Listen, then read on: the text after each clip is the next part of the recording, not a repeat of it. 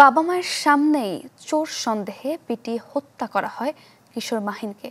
সন্তানের প্রাণ ভিক্ষা চাইলে উল্টো বাবার উপর চালানো হয় নির্যাতন।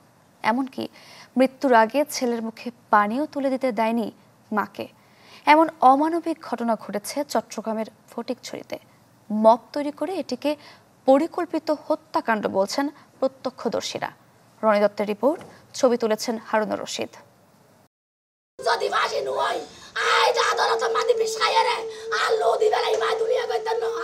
বাড়ি থেকে মাত্র ১০০ গজ দূরে পৌঁছেও ঘরে ফেরা হলো না ফটিকছড়ির কাঞ্চননগরের কিশোর মাহিনের। তার আগেই চোর সন্দেহে বাবার দোকানের পাশেই নির্মমভাবে পিটিয়ে হত্যা করা হয় সপ্তম শ্রেণীর এই শিক্ষার্থীকে। একমাত্র ছেলেকে হারিয়ে পাগল প্রায় বাবা মা। চোখের সামনে অমানবিকভাবে পিটিয়ে খুন করা হয় আদরের সন্তানকে। প্রাণ ভিক্ষা চাইতে গেলে বাবার উপর চালানো হয় নির্যাতন। এমনকি মৃত্যুর আগে পানি চাইলেও মাকে তাও দিতে দেয়নি পাষণ্ডরা। যখন বুকে মারি মাঝে সকালে, তখন আমার ছেলে লুজ চলে গেছে। আমার ছেলে বলতেছে, আম্মু আমাকে পানি দাও, আম্মু আমাকে পানি দাও। মুখে টুসি দিয়ে বলতেছে, কিসের পানি চাস, মুতে মুখ দেবো তোকে। রোমান যেটা ওইটা বলতেছে। আমার ছেলেকে যারা হত্যা করেছে ওদের ফাঁসি চাই। পুলিশের কাছে ফোন করতে গেছিলাম, আমাকে মেরে মেরে গর্দনাটা ভেঙে ফেলছে, আমাকে অনেক মারধর করছে। স্বজনদের দাবি, মাহিন সহ ৩ বন্ধু বুধবার বেড়াতে গিয়ে গ্রামে ফেরে বৃহস্পতিবার রাত ৩টার দিকে। বাড়ির কাছাকাছি আসতেই চোর সন্দেহে তাদের ধাওয়া দিয়ে ধরে ফেলে স্থানীয় কয়েকজন যুবক। এরপরই ব্রিজের রেলিংয়ের সাথে বেঁধে নির্মম নির্যাতন চালায় তাদের উপর।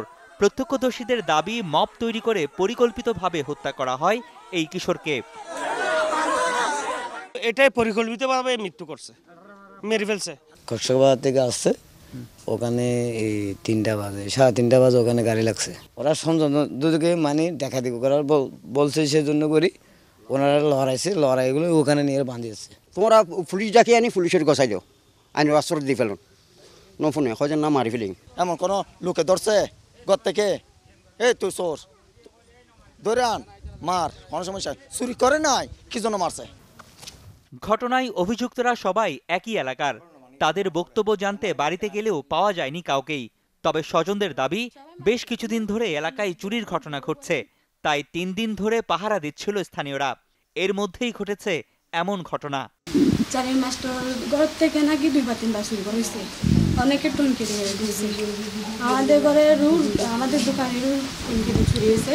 ওইটা হতে পারে, ওই যে বলছিলাম না 1 সপ্তাহ আগে যে চুরি হয়েছে, ওনারা পাহারাদার ছিল, পাহারা দেওয়াতে ওনারাই আটক হয়েছে। আইনের আওতায় যদি জিনিসটা যদি আনা হতো আমার একটা ভালো হতো।